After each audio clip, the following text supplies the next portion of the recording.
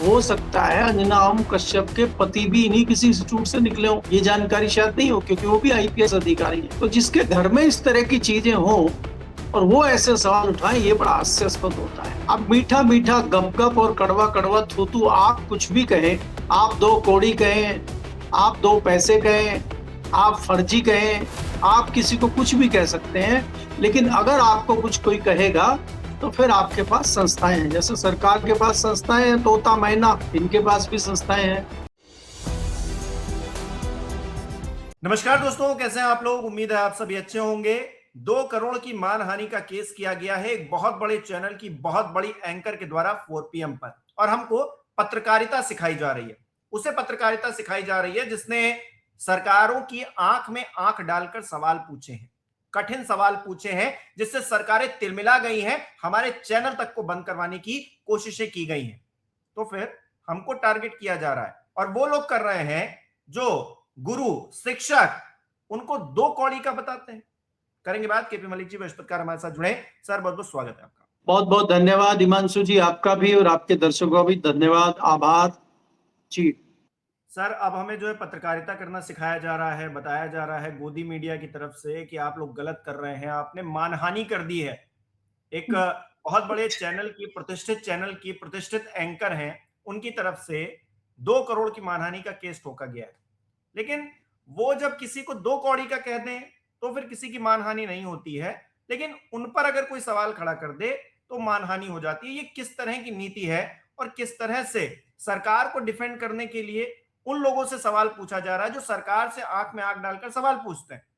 Sir देखिए हिमांशु जी, अगर आप देखें पिछले 1 दशक में सवाल पूछना तो बहुत बड़ा गुनाह है। यहाँ अगर आप सवाल पूछेंगे, सवाल उठाएंगे, सवाल खड़े करेंगे, तो आपके साथ यही हश्र होगा। वो आपको भले ही कुछ भी कह दें, वो आपको कॉकरोच कहें, वो आपको आंदोलनकारी, आंदोलन जीवी कहें, वो आपको कीड़े मकोड़े कहें, वो आपको खालिस्तानी कहें, वो आपको कुछ भी कह सकते हैं।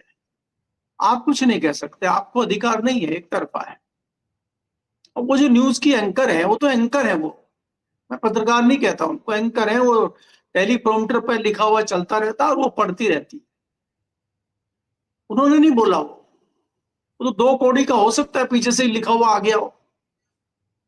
अब आप ये देखिए कि वो 2 कौड़ी का कह रही हैं इन अध्यापकों को, टीचरों को, और उन टीचरों को जो सरकारी इंस्टीट्यूट से इधर उधर से भटक के इन निजी संस्थानों में पढ़ के कुछ बनना चाहते हैं। और इसमें एक और हैरानी की बात बताता हूं आपको। हो सकता है अंजना ओम कश्यप के पति भी इन्हीं किसी इंस्टीट्यूट से निकले हो, ये जानकारी शायद नहीं हो, क्योंकि वो भी आईपीएस अधिकारी है। तो जिसके घर में इस तरह की चीजें हो और वो ऐसे सवाल उठाएं, ये बड़ा हास्यास्पद होता है। अब मीठा मीठा गप और कड़वा कड़वा थू आप कुछ भी कहें, आप 2 कौड़ी कहें, आप 2 पैसे कहें, आप फर्जी कहें, आप किसी को कुछ भी कह सकते हैं, लेकिन अगर आपको कुछ कोई कहेगा तो फिर आपके पास संस्थाएं हैं। जैसे सरकार के पास संस्थाएं हैं, तोता मैना, इनके पास भी संस्थाएं हैं। अब ये सीधा हाईकोर्ट पहुंच गए हैं। 2 करोड़ का इन्होंने मानहानि का दावा कर दिया है। जज साहब फैसला सुनेंगे और फिर सुनाएंगे, इनकी बात सुनेंगे और फिर बुलाएंगे। और ये जो टीचर हैं, सबके नाम पे 2-2 करोड़ रुपया कर दिया है। अच्छा, एक सवाल मैं आपसे पूछ लूं, अगर पलट के इन्होंने कर दिया तो फिर अंजना मैडम क्या करेंगे? फिर वो वो जुर्माना देना पड़ा तो क्या आज तक देगा या अंजना मैडम देंगी फिर? क्योंकि आज तक तो भाग खड़ा होगा, आज तक तो किसी का है नहीं। वो तो आज यहाँ चाटुकारिता कर रहा है, कल वहां करेगा। मालिक को तो अपनी जाजम बिछानी है, आज इधर बिछी हुई है, यहाँ से समेटेगा उधर बिछा लेगा। आप क्या करेंगी फिर? कहीं ऐसा तो नहीं कि आप ही की नौकरी जाती रहे, वो आप ही साथ संस्थान जोड़ ले, जाइए देख लीजिए।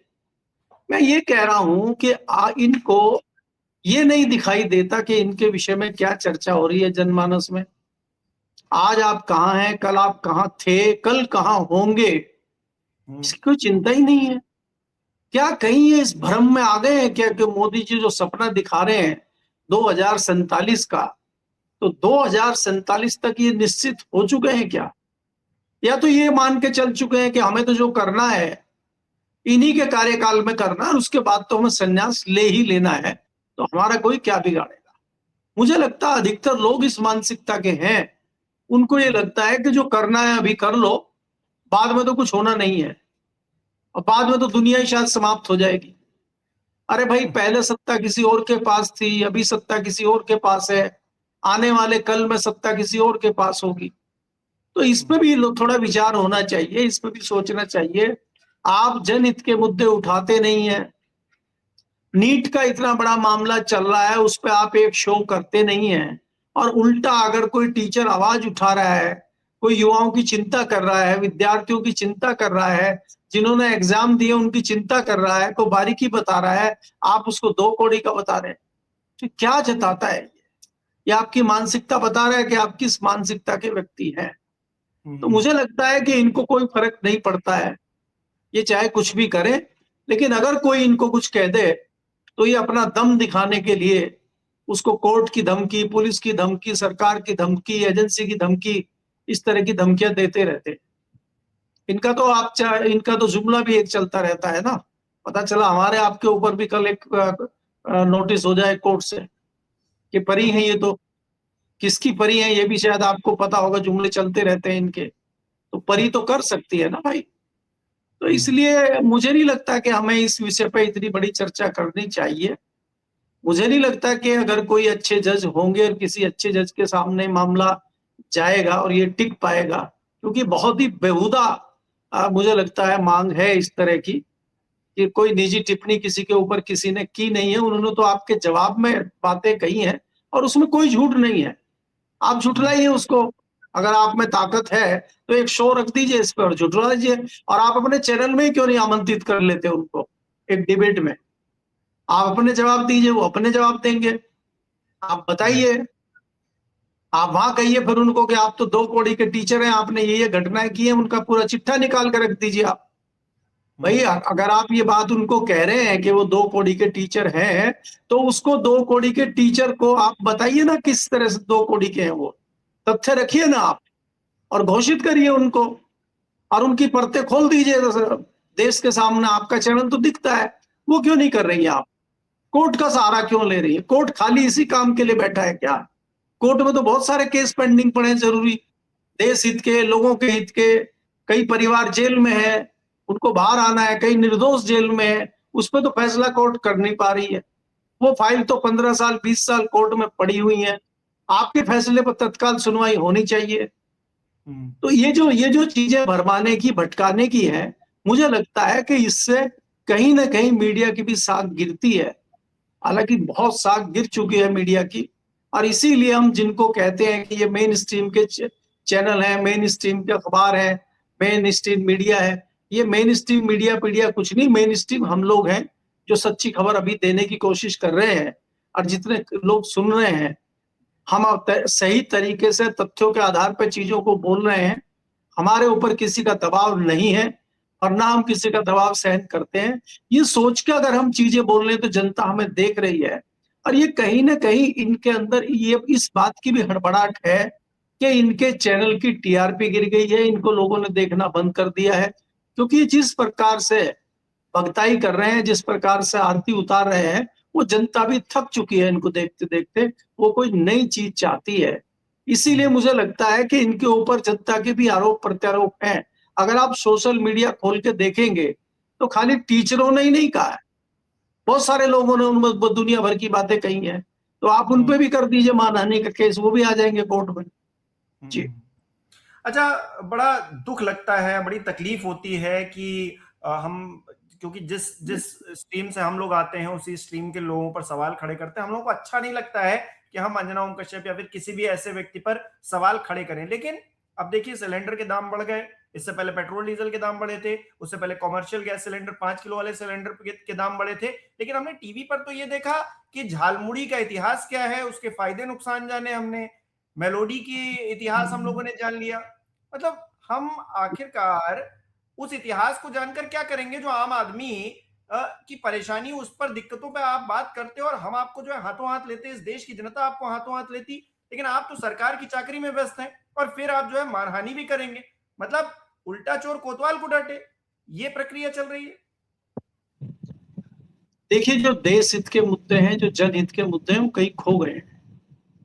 आज मीडिया सिर्फ प्रेस रिलीज सरकार की, और सरकार जो चाहती है दिखाना बताना, सिर्फ वही दिखा रही है। जनहित के जो मुद्दे हैं, अब आप देखिए, कल जंतर मंतर पर इतना बड़ा प्रदर्शन हुआ और आज सुबह खबर आ गई कि 29 रुपए बढ़ गए हैं। तो कल ही तो बढ़े होंगे, तभी तो आज खबर आई है। ये फैसला तो कल ही हुआ, रात को तो हुआ नहीं है ये। तो एक तरफ तो देश में इस तरह का आंदोलन चल रहा है कि भ्रष्ट मंत्रियों को हटाइए, जो मंत्री भ्रष्ट हैं उनको हटाइए, भ्रष्ट ऑफिसरों को हटाइए। आपने भ्रष्ट ऑफिसर को हटा के बड़ी जगह बिठा दिया गया, अच्छा भ्रष्टाचार करते हैं, आप पास हो गए हैं, चलिए आइए बड़ी जगह बैठिए। और दूसरा, आप इस पे बात करते हुए आपने कल शाम को फैसला ले लिया कि सिर्फ 29 रुपए बढ़ाए। कितनी बार आप पैसा बढ़ाएंगे, कब तक पैसा बढ़ाते रहेंगे? कोई समाधान है आपके पास? आप तो टीवी पे आके कह देते हैं कि ये मत खरीदो, वो मत खरीदो, ये मत करो, वो मत करो। क्या आप खुद कर रहे हैं क्या? तो ये जनता को भरमाने का काम जिस तरीके से हो रहा है। खत्म हो गई है सर, अब वो सारी नौटंकी खत्म हो गई है। रिक्शे में जा रहा था कोई, मोटरसाइकिल पर जा रहा था कोई, बस में कोई, ट्रेन में कोई, ऑटो रिक्शा, सब नौटंकी खत्म हो गई। अब सब पेट्रोल बच चुका है। देखिए हिमांशु जी, ये कोई नई चीज नहीं है, मैं आपको बताया। आपको याद होगा एक बार सफाई आंदोलन चला था, उसमें जो है स्वच्छ आंदोलन चला था, और उसमें सारे मंत्री जो है झाड़ू लगा रहे थे कमरों में। पार्लियामेंट में भी झाड़ू लग रही थी, वहां पे भी हमने विजुअल देखे थे। पार्लियामेंट में झाड़ू लगा रहे हैं मंत्री, विधायक और आपके ये सांसद, सब इकट्ठे हो गए झाड़ू लगा रहे हैं। कहाँ लग गई वो झाड़ू? वो तो झाड़ू कहीं और ही लग गई धीरे से। और दूसरा सबसे बड़ा, आपने देखा, मुझे लगता है सबसे बड़ा उदाहरण तो कोविड में था सर, जब सबसे कहा गया कि दूरी बनाकर रखो, और ये लोग जो है चुनावी रैलियां कर रहे थे, इनको तब भी शर्म नहीं आ रही थी। लोगों की जिंदगी पर बन रही थी, लेकिन इनको तब भी शर्म नहीं आ रही थी। तो अब तो खैर वो परिस्थितियां अलग ही हैं। नहीं देखिए, वो तो आपको, इसीलिए मैं कह रहा हूं कि जिस प्रकार से आप देखते हैं, अब गंगा सफाई अभियान चला था। आप आंकड़े देख लीजिए कि 12 साल में कितनी गंगा साफ हुई है। आप तो गंगा के करीब रहते हैं, इतना दूर नहीं है, आप जांच कर लीजिए गंगा की, कि कांग्रेस के जमाने में जो उसमें जहर बह रहा था, जो पिछली सरकारों के जमाने में उसमें जहर बह रहा था, बर्बाद हो गई थी गंगा, किस प्रकार से इन्होंने उसको आबाद कर दिया है। उत्तराखंड कैसे चमक गया है जब से भाजपा की सरकार आई है, बर्बाद कर दिया था पिछली सरकारों ने। थोड़ा इस पे भी तथ्य देख लीजिए आप। उमा भारती तो कह रही थी हम कूद जाएंगे गंगा साफ नहीं होगी तो। मैं इसीलिए इसीलिए खाली उसमें एक उमा भारती नहीं है, उसमें तमाम लोग हैं। और उसके बाद जिस मंत्री के पास चार्ज है, उसकी भी हम बेचारे की बेरुखी जानते हैं। आपको याद होगा जीडी अग्रवाल साहब एक बहुत बड़े साइंटिस्ट, वैज्ञानिक, प्रोफेसर थे, जो मर गए ये कहते कहते गंगा सफाई जरूरी है, गंगा अविरल बहती रहे, स्वच्छ गंगा बहती रहे, ये हमारी जीवन दायिनी है, इसको बचाओ किसी तरह कहते कहते मर गए, और किसी ने कुछ नहीं सुना। और एक एक व्यक्ति आए थे गुजरात से चल के, उनको माँ गंगा ने बुलाया था, बुला तो लिया था माँ गंगा ने, फिर क्या हुआ उनको आपके सामने है। तो ये तो इनके जुमले चलते रहते हैं, चल रहे हैं, कोई पहला जुमला ये नहीं है कि आपको। एक बात कहूंगा, कोविड के दौर में जब लॉकडाउन लगा, सब चीजें थम गई, तो सारी नदियां साफ हो गई, मतलब सारी नदियां अविरल बहने लगी। सवाल ये है कि ये जितना उस पे मेहनत करते हैं साफ करने के लिए, ये उसको साफ करने के बजाय गंदा करते हैं। उससे दूर रहे अगर ये, तो ज्यादा अविरल रहेंगी, ज्यादा शुद्ध रहेंगी, मुझे ऐसा लगता है। हिमांशु जी, ये चंडीगढ़ वगैरह से पहाड़ दिखने लगे थे, और दिल्ली में जो पोल्यूशन हमेशा 200, 400, 500, कभी भी 200, 250 से कम कभी नहीं आता, कितना भी अच्छा वेदर रहे। दिल्ली में 60-70 हो गया था, 50 पे आ गया था, सोचिए आप। तो ये क्या हो रहा है कि ये तो सब करप्शन चल रहा है, भ्रष्टाचार उस पे चरम पे है। ये सारी चीजें चल रही हैं लगातार, कहीं कुछ नहीं हो रहा है। भाई आप ये देखिए, जब नीट में करप्शन हो सकता है, भ्रष्टाचार हो सकता है, इतनी बड़ी परीक्षा में हो सकता है, और आप जिम्मेदारी किसी और की लगा रहे हैं। आपको एक घटना आज की देखिए, आज अभी मैं अखबार में पढ़ रहा था कि जो दिल्ली में होटल में आग लगी, और होटल में उसमें कम से कम लगभग 30 लोग मारे गए, उसके रसोइये को गिरफ्तार कर लिया गया है, बताइए। और वो रसोइया क्या करेगा? नहीं नहीं, वो रसोइया बेचारा किसी तरह नौकरी कर रहा है, उसको 12,000 की नौकरी मिली है, अपने परिवार को पालने के लिए वो नौकरी कर रहा है। उसको गिरफ्तार करके क्या करोगे? क्या उसने जहर मिलाया था क्या खाने में, इसलिए आग लग गई क्या है? मालिक कहाँ है, मालिक के ऊपर क्या एक्शन ले रहे हैं, सबसे पहले उनके ऊपर आपने क्या एक्शन लिया जो क्षेत्र के अधिकारी हैं। परमिशन किसने दी थी, फायर सेफ्टी का क्या हुआ, उसके भी उन लोगों को भी तो कुछ अरेस्ट करिए, उनके ऊपर भी कुछ जुर्माना करिए, उनके ऊपर भी कोई एक्शन करिए। उनके ऊपर नहीं करेंगे, क्योंकि उनके ऊपर करेंगे तो आपके ऊपर कर देंगे। तो इसलिए क्या है कि भ्रष्टाचार की लाइन जो है चलती रहे, एविरल बहती रहे वो, इसलिए दाएं बाएं के लोगों को पकड़ते रहो, छोड़ते रहो। मालिक को पकड़ लिया है, धीरे धीरे जो है लोग भूल जाएंगे, फिर उनकी बेल हो जाएगी, फिर वो 10-20 साल केस चलता रहेगा, कोई नहीं पूछेगा। आपको याद है पिछले साल गोवा में आग लगी थी, एक रेस्टोरेंट बार में आग लग गई थी और कई लोग मारे गए थे। 2 भाई थे दिल्ली के, उन्हीं का वो बार था, वो थोड़ा भागे हो गए, इधर अरेस्ट हो गए, बेल हो गई। अब वो कहाँ है, क्या चल रहे, किसको क्या पता। तो यहाँ तो ऐसे ही चलता रहता है, ये सरकार भी जानती है। देखिए दौड़ा रही है युवाओं को, कॉकरोच दौड़ रहे हैं इधर से उधर। कॉकरोच कल दौड़े और 3 बजे कॉकरोच के जो सरदार थे वो गायब हो गए। वो कह रहे हैं हम अगले शनिवार को फिर देखेंगे। तो ये जो चल रहा है ये समझ में नहीं आ रहा है, और सरकार एंजॉय कर रही है। तो इसलिए यहाँ पे क्या परिस्थितियां बन रही हैं, क्या अंजना कश्यप जी कर रही हैं, क्या बाकी लोग कर रहे हैं, ये सब आपके सामने है, और ये इसी प्रकार से चलता रहेगा। तो मुझे नहीं लगता कि मामला कुछ इसमें सुधार होगा, क्योंकि देखिए आपकी मानसिकता समाप्त हो चुकी है, आपके अंदर नैतिकता, सिद्धांतवाद, ये सब किससे कहानियों की बात हो चली है। अब जमीन पे, ग्राउंड पे आपको कुछ नहीं दिखाई देगा। आप देखिए भारतीय जनता पार्टी की अगली रणनीति है कि उत्तर प्रदेश में चुनाव कैसे जीता जाए, पंजाब को कैसे हथियाया जाए, हमारी सरकार कैसे बनी रहे उत्तराखंड में, इस पर विचार करना है। तो भारतीय जनता पार्टी लगातार इसी गुनाभाग में लगी हुई है। बाकी ये जो साइड पर नूरा कुश्ती चल रही है, ये ऐसे ही चलती रहेंगी। कभी जैन जी आएंगे, कभी आंदोलन होगा, कहीं होटल जलेंगे, कहीं आग लगेगी, कहीं कुछ होगा, ये तो चलते रहते हैं, तो नॉर्मल चीजें हैं। एक पुल गिर गया था गुजरात में, आपको याद होगा, कई लोग डूब के मर गए थे। कुछ नहीं हुआ उसमें, थोड़े दिन रोना पीटना हुआ, उसके बाद खत्म। अब क्या हो रहा है किसको क्या पता जी। अरे सर, गुजरात में तो 45 फीट गड्ढे में जाकर लोग पानी पी रहे हैं, और यहाँ देश को विश्वगुरु बनाने की चर्चाएं हो रही हैं। तो अपने आप में किस तरह का मजाक हो रहा है, हमको क्या सिखाया जा रहा है, क्या बताया जा रहा है, और क्या हकीकत है।